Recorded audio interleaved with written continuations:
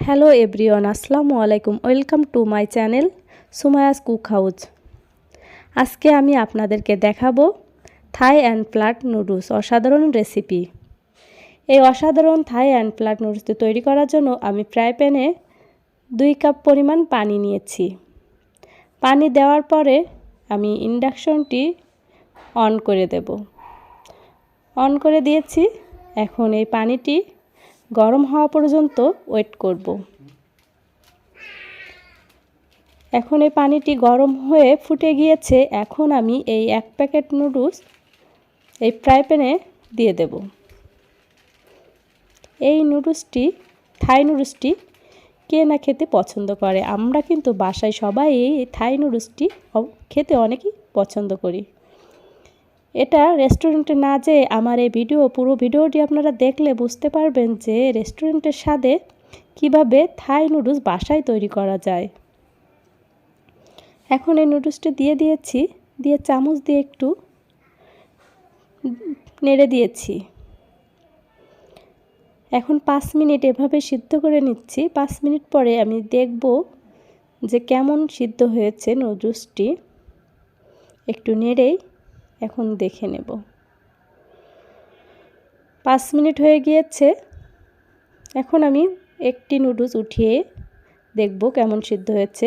এটা সিদ্ধ হয়েছে। এর ভিতরে কিন্তু আমি 1/2 চামচ পরিমাণ সয়াবিন তেল দিয়ে দিয়েছি। সয়াবিন তেল দিলে কি হয়, একটা নুডলস আরেকটা নুডলসের সাথে লেগে যাবে না। এই যে আমি এখন নামিয়ে ছাঁকনির সাহায্যে পানি ঝরিয়ে নিচ্ছি। এখানে ঠান্ডা পানি দিয়ে একটু ধুয়ে নেব, তাহলে নুডলসটি অনেক ঝুরঝরা হবে। এভাবে ভালোভাবে ঘুরিয়ে ঘুরিয়ে আমি নুডলসটি ধুয়ে নিয়েছি।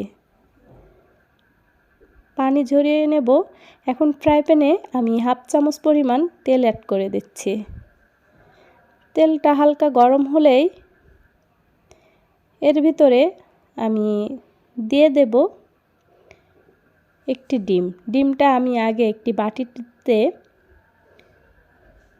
ভেঙে দিয়ে এটা অল্প পরিমাণ লবণ দিয়ে একটু ফেটিয়ে নেব।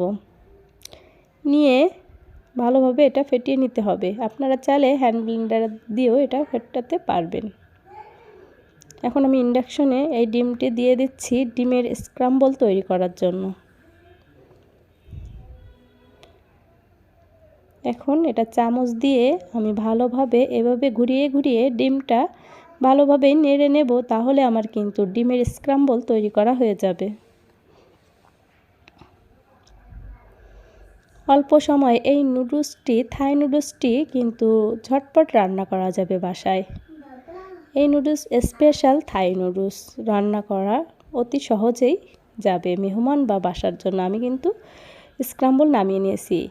এখন ফ্রাই প্যানে আমি আবারও 1 চামচ পরিমাণ তেল দিয়ে দিচ্ছি। দিয়ে এটা আমি ফ্রাই প্যানটি ভালোভাবে ঘুরিয়ে নিচ্ছি। অল্প তেলে কিন্তু রান্না করব। আমি এরকম বড় সাইজের একটি পেঁয়াজ কুচি করে নিয়েছি। নিয়ে ফ্রাই প্যানে দিয়ে দিয়েছি। তারপরে দিচ্ছি 5-6টি রসুনের কোয়া কুচি করে, সেটা 1/2 চামচ আদা কুচি দিয়ে এটা আমি একটু ভালোভাবে নেড়ে নেব। এটা একটু ভাজা ভাজা হলেই আমার ভাজা ভাজা হয়ে গিয়েছে। এর ভিতরে আমি ক্যাপসিকাম কুচিগুলো দিয়ে দেব। এই যে দেখেন, এই অসাধারণ ক্যাপসিকাম কুচি দিলে নুডলসের কালারটি অনেক সুন্দর হয়, কালারফুল হয়, আর এটা অনেক পুষ্টিগুণ সম্মত এর ভিতরে, সেজন্য এটা আমি দিয়েছি। এখন দিয়ে এটা 4-5 মিনিট এভাবে আমি একটু ভেজে নেব। তারপরে আমি দিয়ে দিচ্ছি একটি টমেটো কুচি।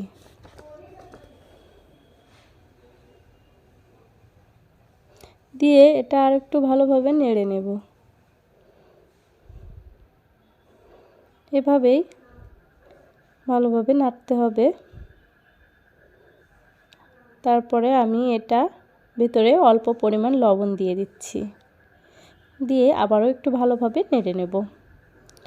এখন একটি বাটিতে আমি সয়া সস দেব 2 চামচ এবং টমেটো সস দেব 2 চামচ। দিয়ে এটা ভালোভাবে চামচের সাহায্যে আমি এটা ভালোভাবে মিক্সড করে নেব।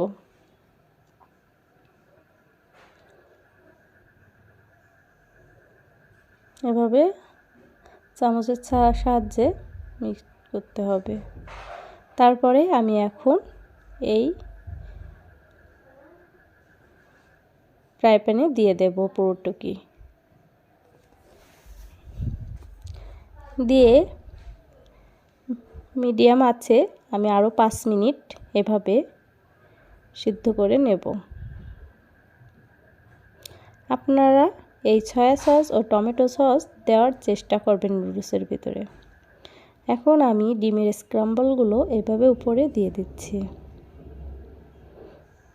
এই সয়া সস ও টমেটো সস দিলে নুডলসের স্বাদ অনেক সুন্দর হয়, সেজন্য এটা দেওয়ার চেষ্টা করবেন। এখন আমি নুডলসগুলো উপরে দিয়ে দিচ্ছি।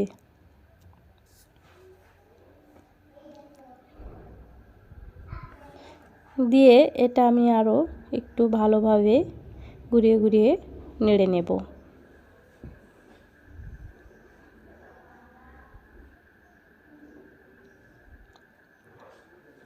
পুরো রেস্টুরেন্টের স্বাদে আপনারা বাসায় বসেই রান্না করতে পারবেন।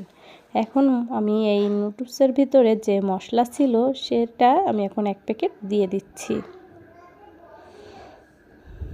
দিয়ে আবারও একটু ভালোভাবে নেড়ে নেব।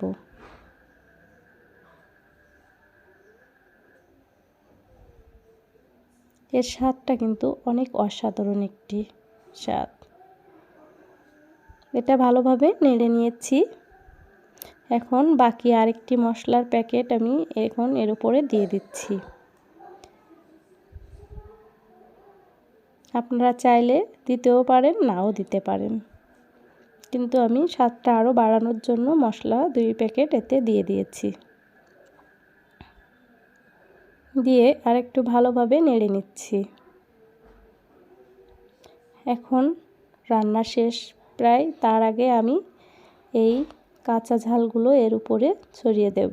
আপনারা যে যেমন ঝাল খেতে পছন্দ করেন তেমন ঝাল আপনারা দিতে পারবেন। নুডলসে একটু ঝাল ঝাল টক টক মিষ্টি মিষ্টি হলেও অনেক অসাধারণ একটি রেসিপি হয়।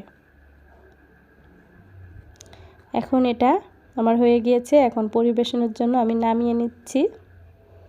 দেখেন কত সুন্দর একটা কালার, কত সুন্দর একটা গন্ধ পাচ্ছি আমি।